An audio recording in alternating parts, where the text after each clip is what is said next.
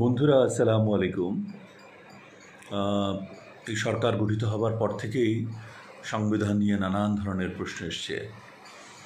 বিপ্লবী সরকার বা গণঅভ্যুত্থানের পর যে সরকার এসছে তার উচিত হয়নি সংবিধানকে মেনে বা সংবিধানের অধীনে বর্তমান যে সংবিধান আছে তার আন্ডারে তাদের শপথ গ্রহণ করা।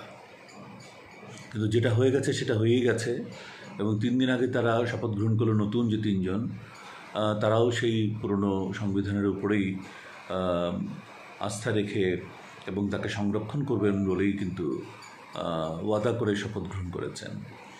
তা আসলে সেটা কিন্তু বড় কথা নয়, সেটা আমি বলতেই চাচ্ছি না সেদিকে।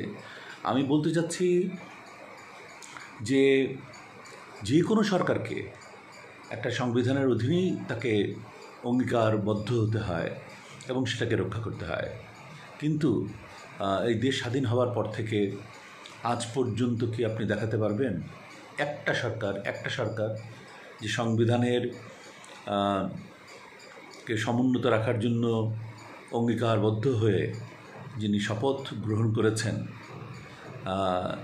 সেই সরকার সে সংবিধানকে লঙ্ঘন করে নাই, নতুন করে অ্যামেন্ডমেন্টস আনে নাই, নতুন করে নতুন কিছু ঢুকায় নাই, কিছু বাদ দেয় নাই? এমনকি কোনো সরকার দেখাতে পারবেন? নাই। যদি তাই না হয় তাহলে এই বঙ্গবন্ধুর ছবি কোত্থেকে নামানো হলো, কোথায় উঠানো হলো, সংবিধানের পরিপন্থী হয়ে গেল, হঠাৎ করে এত কিছু আলোচনা কেন হচ্ছে আমি জানি না। যেখানে প্রদর্শন করতে হবে বলেছে, ঘরের ভিতর প্রদর্শন বেশি দেখা যায় না বাইরে দেখা যায় বেশি? এই যে বঙ্গবন্ধুর মুরালগুলো, স্ট্যাচুগুলো, শত শত কোটি টাকা খরচ করে সারা বাংলাদেশে প্রায় 4,500 এই স্ট্যাচু করা হয়েছিল, মুরাল করা হয়েছিল, যেভাবেই বলি না কেন। তো সেগুলি সব ভাঙা হয়েছে। তখন কিন্তু এত বেশি আলোচনা হয় নাই।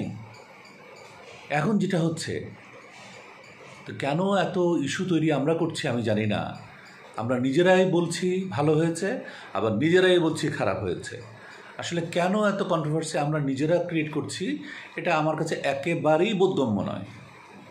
আসলে সবার খুব বাকস্বাধীনতা আমাদের এত বেশি হয়ে গেছে যে আমরা কখন কি বলছি আসলে আমরা নিজেরাই ভেবে চিন্তে কথা বলছি না।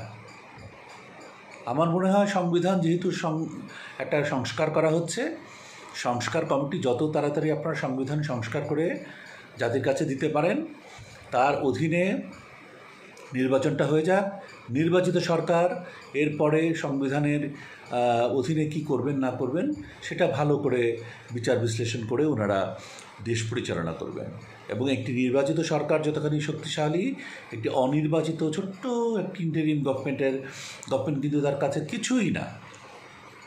এবং অলরেডি প্রমাণ হয়ে গেছে, এমন এমন লোকজনকে উপদেষ্টা পদে নেওয়া হচ্ছে যাদের এই দেশ, এই জাতি কখনো কল্পনাও করতে পারে না। তো এই ধরনের অহরহ প্রতিদিন যদি ইস্যু তৈরি করা হয়, তাহলে আমরা এই দেশ কোন দিকে যাব? আজকেও নিত্য প্রয়োজনীয় দ্রব্যের দাম অনেক বাড়তি, কেউ আমরা ঠিকমতো খাবার দাবার, এই দেশবাসী জনগণ যদি বৃহত্তর কথা বলি যে 85% লোক তাদের খাবার দাবার ঠিকমতো পাচ্ছেন না, সেখানে আমরা ওই বড় বড় কথাবার্তা বলে দেশবাসীকে বিভ্রান্ত করার চেষ্টা করছি কেন আমি জানি না। আইনশৃঙ্খলা পরিস্থিতির যেখানে ঠিক নাই, যেখানে রিফর্মসের কোনো কথাবার্তা নাই, যেখানে মানুষের জীবনের নিরাপত্তা নাই, মৌলিক চাহিদাগুলো মেটানো হচ্ছে না, সেখানে কে কোথায় কার সাথে কী করলো, কী আচরণ করলো, কোথায় কার ছবি ওঠানো হলো, কার ছবি নামানো হলো, এগুলো নিয়ে পুরো জাতি যদি এখন হুমড়ি খেয়ে সেখানে পড়ে, তাহলে আসলে আমাদের বলার আর কিছু নাই। আমাদের বলার আর কিছুই নাই। এর মধ্যে আবার নতুন আরেকটি ইস্যু বেশ আলোচনা হচ্ছে, সংখ্যানুপাতিক হারে সিট আসন বরাদ্দ হবে কিনা জাতীয় সংসদে। তার মানে এটা একটা চরম আত্মঘাতী একটা পদ্ধতি হবে বাংলাদেশের জন্য এই মুহূর্তে। বিশেষ করে এই মুহূর্তে যেহেতু ইন্টারিম গভর্নমেন্ট অনেক কিছু রিফর্ম করবে, রিফর্মের পর আমরা হয়তো 3 মাস পরে একটা নির্বাচন পাবো বা 6 মাস পরে একটা নির্বাচন পাবো। তো এই যে যদি সংখ্যানুপাতিক হারে হয়, তো সংসদে যেহেতু এই এখন যা কিছু হলো, এমনকি পরিবর্তিত যে সংবিধান তারও যে অনুমোদন লাগবে, পাশ করাতে হবে, সেটা তো কখনোই পাশ হবে না। বিকজ সংখ্যানুপাতিক হারে নির্বাচন হলে কেউ কখনো 50% সিট পাবে না বাংলাদেশে। আর 50% পেলেও কোনো লাভ নাই, 2/3 মেজরিটি লাগবে সেখানে। 2/3 মেজরিটি কে দিতে যাবে আপনাকে সংখ্যানুপাতিক হারে যদি নির্বাচন হয়? বিএনপি বড় জোর 40% পেতে পারে, আর সংখ্যানুপাতিক হারে হলে তখন তো অটোমেটিকলি আওয়ামী লীগ আসবে, জাতীয় পার্টি আসবে, সবাই আসবে। আওয়ামী লীগ, জাতীয় পার্টি, জামাত, ওরা সবাই মিলে পেয়ে যাবে 60% বা 55% বা 50%। আর এই যে স্বতন্ত্র থাকবে, অন্যান্য অনেক দল রয়েছে, তারা সবাই মিলে পাবে 10%। তখন সংবিধান, তখন তো সরকার গঠনই হবে না। দেশ পরিচালনা করবে কে? সারাক্ষণ গণ্ডগোল লেগে থাকবে, সংসদে মারামারি হবে, কোনো প্রস্তাব উত্থাপন হলে সেটা রিজেক্টেড হয়ে যাবে, কারণ সেখানে মেজরিটি কেউ নাই। সুতরাং এগুলো আমাদের সব ভেবে চিন্তে কাজগুলো করতে হবে। আমার মনে হয় এখন আমাদের সত্যিকারই, আমি অনুরোধ করছি, করজোরে অনুরোধ করছি, আপনারা আবল তাবল ইস্যু ছেড়ে দিয়ে আপনারা দেশের সত্যিকার অর্থে মঙ্গল যেন হয়, সেই মঙ্গলের কথা চিন্তা করে অতি সত্বর 1 থেকে 1.5 মাসের মধ্যে আপনারা সমস্ত রিফর্ম করে রাজনৈতিক দলগুলোকে নিয়ে একসাথে বসেন। যতখানি ঐক্য না হলেই নয়, অতখানি ঐক্য গঠন করার পর আপনারা তফসিল ঘোষণা করে দেন। দেশ ব্যস্ত হয়ে পড়বে নির্বাচন নিয়ে, এবং তখন ভালো সুফল বয়ে আনবে দেশের জন্য।